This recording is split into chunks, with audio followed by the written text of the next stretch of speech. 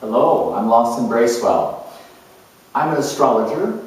I'm also a teacher of the Ageless Wisdom teachings. My primary interest is in the development of consciousness. What I'm doing in this series of dramatizations is putting into gesture and word and drama the life of a soul coming through a Cancer individual. There are stages of development in that relationship. The first one is the personality level. The individual is relatively unaware of the soul and is driven primarily by their senses and their desires and their habits. At the second level, which I'm going to indicate by this gesture, the soul is now gripping its vehicle, the personality, and the personality is increasingly aware that there are two worlds that it's living in, a world of consciousness and a world of habit. Then I'll make a final gesture, and this is the individual awakening fully to being a soul, and the life is now impersonal and global. So, Cancer, come on in. This is my house. Would you like to look around? Here, look at the bedroom. Haven't I done that well? I've decorated it in all these beautiful pastel colors. Over here, this whole wall I've developed pictures of my babies, pictures of my mother, pictures of my great-grandmother. Isn't that wonderful? Every time I come into this room, I'm reminded of my past, of my ancestors, and what's coming forth into the next generation from me. Now, come into my kitchen. This is where the center of my house is. I've got a lot of dairy products in this house. I love them. I make my own cottage cheese. I've learned how to make yogurt. You're coming for tea, right? So, what sort of tea do you like? I've got a whole range of teas, and I've got this wonderful tin full of baked goods. All just wonderfully sweet and buttery, and I've made it all myself. I know just what you like. Come on, have some more. Have some more. Have some more. Don't worry about your weight. Oh, foolish. Life is about, well, feeling comfortable. And don't you feel comfortable with something that's homemade and baked? Well, now that we're sitting here, let me tell you, the worries I'm having right now about my daughter, I mean, she's now an adolescent, and she's not listening to me anymore. I'm worried, just frantic, that that she might be having sex with boys. She's sassing me all the time, seems to want a life of her own. I don't think she's ready. I know what would happen if she'd be out there. What would other people think anyway? I mean, it's important to keep your own stuff to yourself. I know how my mother taught me, and I think my daughter should do much the same thing. A good faith. I mean, I think that's what's important, like, we're good Christians. I mean, I don't say that we, attend every single service, but I think you get something out of, the music, the psalms and the little sermons. It keeps you on the straight and narrow to know that there's something more than you.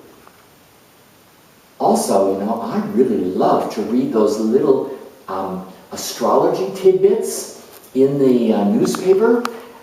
I think they're bang on. At least when they're talking about Cancer, they always have my number, and I read my daughter's, and it has her number too.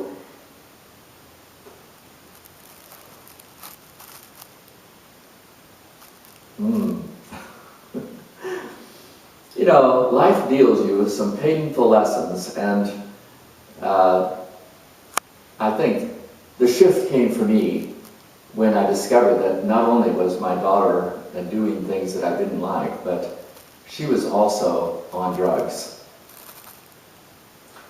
Broke my heart. But you know, after I got done with all my weeping and thinking about what I could have done better and what could have happened, it's like it's like dawning of the light. You know, I realized that it wasn't just me and it wasn't just my daughter.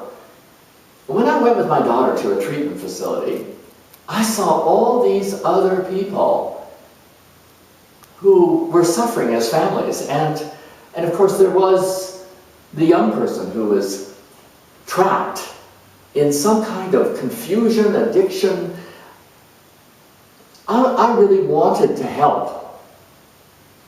It took a while. You know, I went to university. I ended up getting a PhD in psychology by the time it was all over.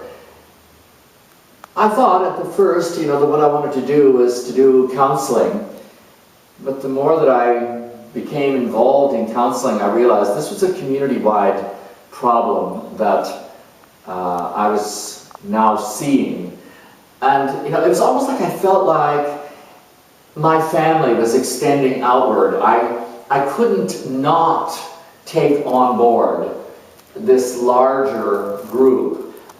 The suffering was so similar to what I'd gone through, what my family had gone through. I came to see that really there was a kind of spiritual emptiness in people, that they were looking for something that would connect them, and that was alcohol or drugs. And you know, I realized that in my life, from my daughter, I mean, I was giving her something that was sort of like white bread. You know, I mean, you know, just as an aside, I'm now baking whole wheat goodies with honey. I'm more aware of what is truly nourishing than I was before, but that's digressing. What I really wanted to say is that the hunger that people have is for a sense of new life, a sense of interconnectedness, a way to feel as if they're engaged in the excitement of the mystery of life, and that they're understood, that, well, really, that they understand themselves. So I'm also a part of a group where, you know, we're following the teachings of someone who's channeling some wonderful material, some great books. And we study these books. We have community groups in which we invite people. Of course, you know, the core group is the people that have gone through this lost and then found process, who've recovered. But it's increasingly reaching out to a much more extended community, because although people aren't necessarily trapped in the same addictive behavior as my daughter, there is that same hunger. And I'm more interested in feeding that than in worrying about the addiction process.